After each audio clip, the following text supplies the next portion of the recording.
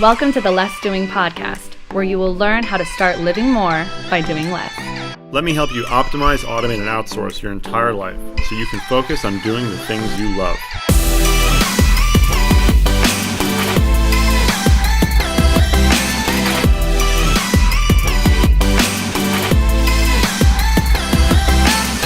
Now here's your host, Ari Meisel. Welcome back to the Less Doing podcast. I'm your host, Ari Meisel, and my guest today is Fabio Viviani, who many of you probably know as a master chef and restaurateur, but he's also a tech mogul now. So we had a lot of fun stuff to talk about. Thanks, Fabio, for being on the show. Hey, thanks for having me. I appreciate it. So let's talk about a little bit about your background first before we get into the tech side of things. So how did you get started in the restaurant business?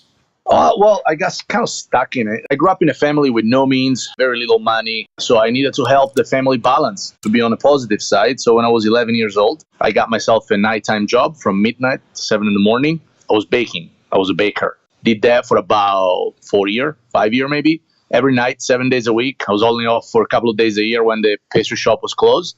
And one day the owner of the bakery said, "Damn, man, you work every night. You never complain. What's up with that?" And I said, "Well, I need the money." And he said, "What about if I pay you the same to work daytime in my restaurants?" And I said, "Yes." So I was 17. About a year later, I learned a little bit about restaurant business, and I decided to open my own restaurant. I've always been very unemployable, very independent. I don't generally follow rules, or I don't like people telling me what to do. So I was designed to be an entrepreneur. And what happened with that is that from that point till today, we opened many restaurants, we built the business, we failed a few times, and now we run a 20-plus restaurant, 1,500 employee, $100-plus million business in hospitality. And part of that also has helped in coming up with and develop several features for Dapple, which is the tech business that we are launching shortly in a few weeks. And that's it. And that's how kind of got, plus some personal event that led me to the need to create this platform. Yeah. So I want to back up a little bit before we get to Dapple too, because your story is so important and how this is informed, because you've done really well as a restaurateur, and a lot of chefs, there's a lot of chefs who really love what they do and make great food, but they don't necessarily make very good business decisions. But you've really grown an empire. Right. Well, for me, it was about the need. I had no alternative. I didn't have a plan B. So a lot of chefs, they are very caught up into creating food every day and brag about their food. But food has no end, no meaning unless you build something with it. I'm about to add in to people's lives. I'm about to creating legacy. I'm about to give you something that I can add value to everybody's life. And I can't do that just by being a chef. By being a chef, you create amazing food. You make people happy and they eat your food, but it's very limited. It's very selfish. So for me, creating a business around the culinary industry was a bigger goal than create wonderful dishes that everybody wants to eat and few reviewer brags about it. Today we employ 1,600 wonderful people. They support their family with our business, and we have amazing partner and co-workers. And I think that the bigger picture excites me more than actually cooking. Although I still cook, guys, don't get me wrong. Regardless being a big restaurateur or whatever you want to call it, regardless, me venturing into the tech world as a business, I still cook. I'm in the kitchen a couple of days a week still, making sure that nobody forgets that this guy can cook too. Right. Well, but I think the word here that's really important is scale, right? Because I think that a lot of times people assume, incorrectly, that you can't necessarily scale high quality or high service, right? And that's exactly what you've been able to do. Yeah. Scaling, it's fundamental. Anything that doesn't scale eventually will die. We're getting poor connection right now. Do we have any issue with that? Yeah, a little bit. I'm hearing that too. So it's okay. Let's just, that sounds a little better now. How's that? You sounds better, but it still says poor connection. But I have a full bar, so I don't know. Anyway. Yeah, like you're saying, for me, scaling, it's important. Any business that doesn't scale will eventually die. Business has a life cycle. You go from infant to institutionalization and all the phases. You're a toddler, you're a young adult, you're a grown-up person in your business life. And we are at the peak right now where we are expanding the business, we're hiring the right management. But the problem, like you said, is always scaling. How do we broadcast the procedure? How do we leave a legacy behind? How do I make sure that everybody understand where Fabio Viviani come from, his philosophy, his MO, and all the things that made our business and the people that are in business with us successful is the hardest challenge to broadcast. And that's kind of what we found the solution. Now, this is speaking from somebody who's not in the restaurant industry, but is there some sort of a theme or something that you feel like sort of really is a part of you that's in all of your restaurants? First of all, the food is all from scratch. So we don't do processed food. We don't take shortcuts. And the most important things that we have, it's a true sense, true meaning of hospitality. Remember, when people go out and they want to have lunch or dinner, they don't go out because they're only hungry. Because what you do when you're hungry, you whip a sandwich at your house, or you eat a snack or something. When you go out, it's because you want an experience. So for us, from the moment you valet your car to the last moment that we drop the check to your table, that you leave the restaurant facility, you get greeted by the hostess, and even the valet is a nice fucking person. For us, it's the whole experience that add to the fact of our own success. If every component, every aspect of the restaurant business is not integrated and is not equally as good as the food or the service, those are the business that don't survive when things get a little tougher. And we have consistent growth every year. Now, when it comes to building a team around that, what are some of the things that you found have been really helpful and successful for you in terms of finding the right talent, training them properly, and building a team culture? First of all, you gotta find decent human being. Meaning, it doesn't matter how good is the system. If you can't find a good human being, it's gonna still be a problem because everybody has his own individuality and everybody has his own way of operating. Now, I know that I will never find somebody that takes care of the business, that is passionate and giving as much as I am. With that said, once you find good people or okay people or modestly talented people, a good system, a strong system can supply the need for natural talent. For example, we don't thrive to get average people in our operation, but we have an outstanding system. And when you pair average people with an outstanding system, you're going to get still great result as long as they can follow the system. So we did a massive amount of work ahead to be able to create a system that once followed lead to results. And what we have right now is just an operation that control that people follow the system.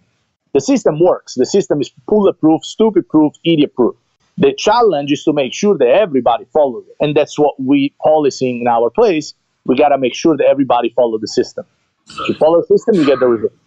Yeah, so then this is fascinating to me because this is a big part of what I do in business consulting is we're always helping people set up proper processes and systems. So is there a manual? Like, is there a training program that people go through? Like, what are those systems? What does that look like? From a geeky point of view, like I'm really fascinated. So tell me what those systems are. From a geeky point, of course, there is manual. Of course, there is day sheets. There is pre-shift. Of course, there is daily check-in and daily check-out. But what we do is accessibility. So that's why also our tech platform integrates perfectly for our business because any one of our employees at any given time of the day can ask a question on the moment, in the spot, and get the best, most consistent, truthful, heartfelt answer that he's ever looked for. Regardless the application of our tech that we'll eventually talk about it for entertainment and, and whatever else, like the pure pleasure of wasting your time talking to celebrity or your favorite personality, Apple has the application that supply the need of us being present every day. If you're a manager, if you're an operator, if you are a CEO or an owner of a small business and you can't delegate everything, you will see that you're going to spend 50-60% of your awake time in repeating yourself over and over and over on subject that they should know in first place. Isn't it true? Yes, it is definitely true. At this point, what we created is a culture where we are always available 24/7. All you got to do is to ask. And that's how kind of you supply. I don't need to repeat myself. I got Doppel that does it for me, and I don't have to worry about that I have a bad system in place. The system works, has proven to work. We have to hire talent that are manageable, and we can follow up with them. Yeah. So now, and the last thing I want to get onto just before we get into the more details of Doppel, what does your day-to-day look like now? You said you still cook, obviously, but like, what is it? You know, you're managing an empire in multiple states, multiple restaurants, all this stuff. What does your sort of day-to-day look like? So I get up at about 5 in the morning before the sun rises because it motivates me. If I think about every day I can beat the sun as far as getting up, I get up before the sun, then everything else in my day is going to be pretty easy. Now, this applies great for fall and winter. Summertime, 5:30 in the morning is already lights out. But it's a metaphor for me. I get up before the sun. I go to bed after the moon goes down. So the way I do it, I get up, 5:30 in the morning. I make coffee for myself. I do some exercise. Usually I do some trampoline to activate my lymph nodes and get my system nice in check. I do like a good 30 minutes of speed run.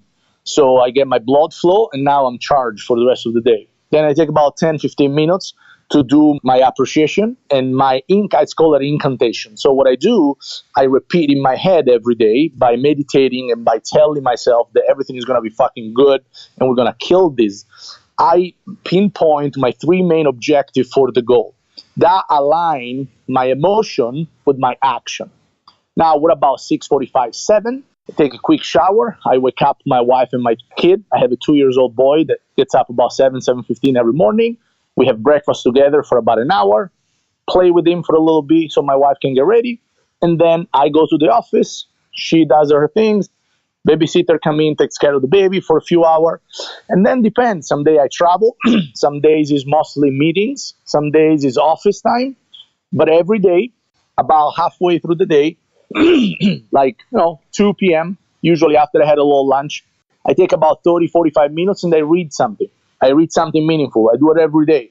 I use a platform called Get Abstract. Get Abstract is pretty much a platform that gives you book review and breaks down books. It's like kind of a mentor box, but without the cost of it. And what it does, it teaches me new things that I haven't learned before. I read about a book every day, a short format, so 20, 30 pages, and it takes me about 45 minutes, 30 to 45 minutes. Then if I hear something or if I read something I like, I have a meeting about it with all my manager and see how I can implement that in our everyday procedure.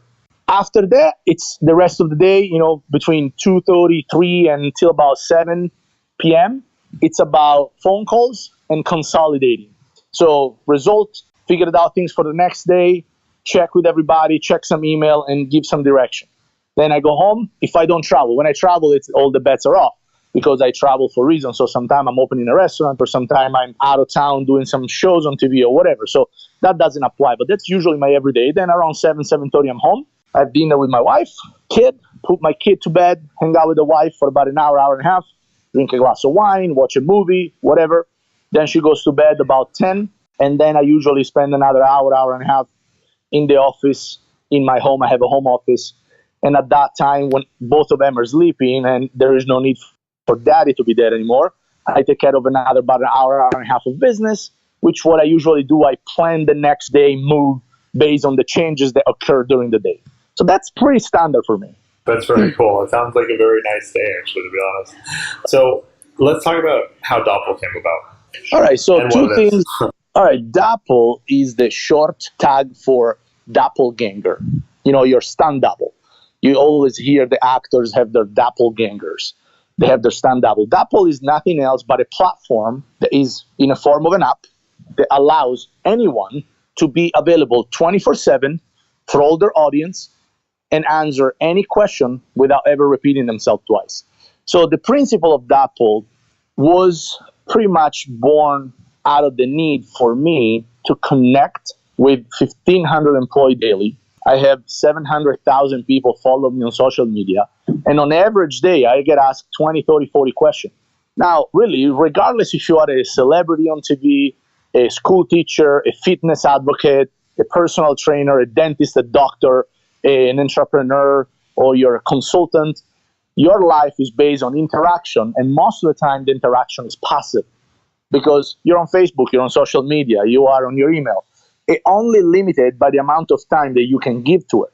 It's impossible for anyone to answer every question that people are asking them. That's why people are very selective to who they answer because their time is very precious. What we have built, it's the perfect platform that complements Instagram, complements Facebook, complements LinkedIn, complements your manual, complements the operational of your company, complements your business practice, because you will find 1, 2, 3 minutes to give the most compelling, well thought, consistent, best answer you've ever gave about any question. And our platform will save it, archive it, and use it every time that somebody will ask the same question again. That's why, depend on your day, on your mood, on your time available. If somebody asks you a question, hey Fabio, how do you spend your day usually? What's your day look like? Now, if I'm on an interview with you, it's a 2-3 minutes answer, right, and they give you a very good pictures of it. But if I'm on a flight, I don't really want to talk to the person next to me, or I don't have time to answer, I'll probably tell you, look, I'm usually busy at work. I'm running around a little bit. I do some office work in the morning, and then I try to be home for dinner. Well, that's an answer, but it's a shitty answer. Now, if you're asking me on Dapple, I can give you my best answer, knowing that from that moment on, anytime somebody go on Dapple, go to my profile and ask me, hey, Fabio, how do you run your day? They're going to get the most compelling breakdown they've ever asked. Now, the reality, though, this is very useful. Dapple is a great tool for anyone that has the need to interact with an audience, or for any fan that has the need to get closer to their celebrity. Think about how many fans somebody like Kobe Bryant or Justin Bieber or Kim Kardashian they have. They have millions and millions of fans. And these fans, they have no fucking chance to talk to them or ask them anything, because these celebrity, they don't have the time to answer. Now, with Apple, we can make that possible, because it doesn't matter how many fans you have. They're not going to ask you 3 million questions. They might ask you a few 100,000 questions, but the reality is that the subject of those questions are the same 10, 20, 30, 40, 50 topics. So the more you use Apple, the more compelling your profile, your alter ego, your virtual self will become. And, by doing 30, 40, 50, 100 video, which only takes a couple of hours, you can provide hours and hours of interaction with anybody going there that wants to talk to you. Now, this is the practicality of it.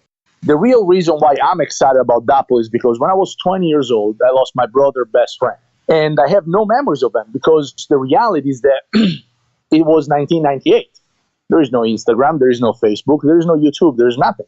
So I have no memories of my brother. And Dapple is a platform that, while we cannot make you live biologically forever, if you have a family, if you have children, if you have grandchildren, if you want to live a live, interactive memory legacy of yourself, we made it possible. Me and my wife, we're recording video every day on Dapple right now. So my children, they can ask me directly certain things. Think about if I invented Dapple when Steve Jobs was still alive. How many new entrepreneur and how many visionary you think that would be interacting with him still? Millions. I have a 94 years old grandfather that is recording video daily. So my 2 years old son in 10, 20 years can talk to grandpa directly without my grandfather be there, because of course, naturally he will be gone. So that's the true power of Dapple. The power of Dapple is, sure, you're going to make yourself available 24/7, but there is a much more deeper meaning. While Dapple will be used for entertainment, I feel that the legacy building and the legacy leaving behind, and for corporate, teachers, students, and educational, is going to be a big, much, much, much bigger market. Because, I love the idea of people talking to celebrities, and I love the idea of people connecting with each other, like it's 1980 again, where people used to talk to each other, actually. But the reality is that Dapple is so much more than that. Now, so it's one thing to have the idea like this, right? And it's another thing to actually bring it to fruition. So you've been in the restaurant industry. This is not, you're not a software programmer as far as I know. So how did you go from idea to actually creating a reality? So first of all, the greatest idea are the one that supply a need that doesn't exist yet. Everybody's happy with social media because they never had anything new. But social media ain't very social. Social media gets your head on your phone and it takes you out from human relationship. So we bring that back, which is a big need. The other thing is that I'm not a tech guy. I know nothing about coding. I couldn't build Dapple myself. So I went to the most intelligent, talented person I've ever met in my life. His name is Marco Ciofalo, which is a longtime friend, and he's in Italy right now. He works out of Italy, and he's my co-founder for Dapple. And we had this idea. He had already worked in the space of messaging, both kind of interactive online. We perfected the idea together. He built the first beta of the platform, sponsored by my about $300,000. And then we took this beta, and I went to bring on my champion, now my CEO, John Grabsky. We met through a mutual friend. He's a 5-time veteran of tech business. He built and exit successful business many, many times in the tech world. And now he runs the company as a CEO. I have Laura Dorsey. What she does pretty much, she's a ex-Google, high ranks, ex-Nielsen Data. She was running her venture capitalist. She's now our chief marketing officer. So with a good idea and my first capital to be able to develop it, I went, pitched it to the right talent, to the right people. And what's happening is that now we're building what I believe will be the next disruptive technology in human relationship. Because now you're truly going to be available forever, 24/7 to everybody. And on top of that, what we did, thanks to the magnificent group that I have, what we did, we created pretty much a social media aggregator. Now, you do consulting. A lot of people do internet video. A lot of people have a blog. A lot of people have a website. But all these real estates, they're sparse. They're very broad all over internet. And regardless of Google, they're not very searchable. So now you can link every video you've ever done, every podcast you've ever had, every blog you've ever written, every piece of information you've ever archived. You can link it to DAPL. And if tomorrow I ask you a specific question about that piece of information that you have done 2, 3, 4, 5, 10 years ago, you can take a short video introducing that, and the content is there so we can drive traffic to your platform. Think about, 2 years ago, I made a great video on how to do the perfect fresh pasta recipe. When Google search algorithm, all their content gets buried with new content. So now the video, though, is still relevant, it's still very useful. So if somebody tomorrow asks on my DAPL profile, hey Fabio, how do you make fresh pasta? I can take 10 seconds, I can do a video and say, hey guys, I love fresh pasta. It's one of my favorite dishes to make. By the way, I have a great video for you to check out. Click the link below. And I can send people to a 3-year-old video on YouTube that might be older from a time perspective, but it's still current and relevant. Make sense? Yeah, no, of course. I mean, this is huge in terms of how you think of how knowledge sharing works, because you're exactly right. Like, we say the same things over and over. They develop, we produce content out of them, and then for people to be able to find them in a way that's natural to them is not always that straightforward. Yeah, and the reality is this. Look, I'm going to repeat myself. I know nothing about tech.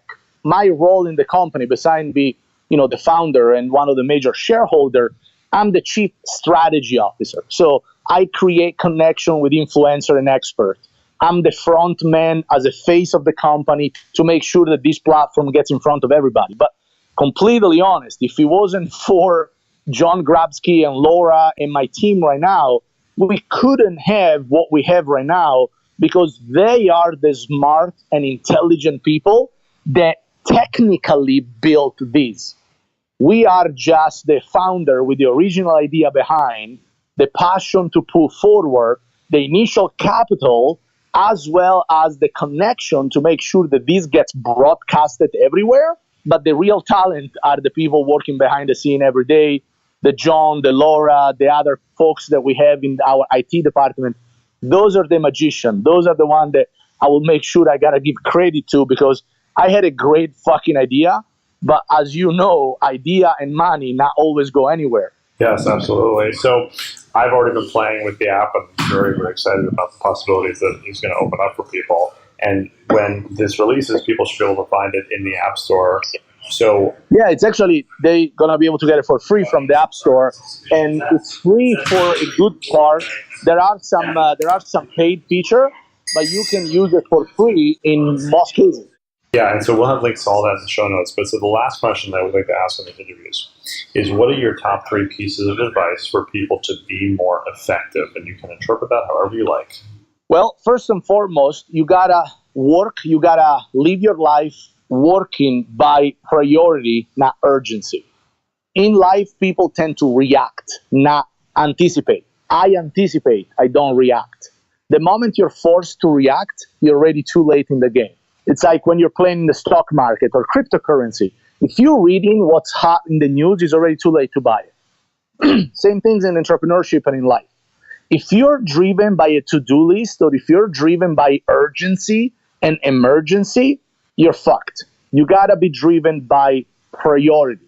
What is going to make you happier, healthier, and richer? What's gonna take you closer to your goal? First and foremost. Second tips I have for everybody is that you gotta audit your day. Most people keep saying they don't have time. Well, there is 160 hours a week, 160 hours every week. Even if you sleep 8 hours a night, every night, which is a long fucking time to sleep, and you work 40 hours a week, there are at least another 50, 60 hours a week left for you to do shit. That's enough time. That's enough time to do anything. The problem is that people do not audit. They don't audit their day, so they don't know. They have no idea how they waste time, and they think they're so busy, but they're just running in circles doing nothing. And third tips, you have to get rid of distraction. You don't need your phone with notification on every minute. You don't need to respond to every email, to every text message. If you knew my phone number, which you know, but the audience won't, and you call my cell phone, and I don't pick up, my answer machine tells you, dude, thanks for reaching out. Don't leave a message. I'm not going to listen to it. Text me what the urgency is. And if it's not urgent, I'll talk to you later. And 90% of the time, even if it's urgent, I don't get back to people because it's only urgent for them. So you got to leave clear mark in the sand and create boundaries on what's important and urgent for you. You want to tell me about your sister that got engaged? I don't give a shit. Good for her. Talk tomorrow, or I'll talk to you Sunday while I'm in the toilet. You see what I mean? Yes. Oh my God, I got in a car accident. Well, maybe you want to call 911 because there's nothing I can do for you. Now, I'm not trying to be a dick. I'm just trying to give you an example on how people waste their time. They shouldn't be. They just got to give priority to the right things at the right time. And if you do these three things, you're going to get much, much further in life, because everybody wasting your time is not going to be there when you need money to pay the bill. You wasting time but not knowing how to manage your life is not going to take you where you want to be. And the other thing is that, like I said, unfortunately, we're living conditioned by everything else around us, when we should be the one doing the conditioning to things that are around us, not vice versa. Absolutely. That's an excellent point to end it on. So again, we'll have notes in the show notes, but where do you want to drive people to? What link should they go to? What should they check out? If you guys want to go to the Apple store and check out Dapple, all you have to do is to Dapple, D-O-P-P-L-E. It's in the Apple store or Google Play. You guys can get it there. If you want to check more about myself, go to my website, www.fabioviviani.com. Or if you have a question for me, you can either email me, info@fabioviviani.com, or just Dapple me. I'll be there to answer you guys. Awesome. Well, Fabio, thank you for your time, and thank you for creating what I think will be a real start of a movement with the app. So appreciate your time. Thank you, my man. I appreciate it. I'll talk to you later. Thanks for listening to the Less Doing podcast. If you'd like to get more done in less time, join our exclusive community of entrepreneurs and visionaries, the Less Doing Labs. It's free and just for you. Go to lessdoinglabs.com/more done.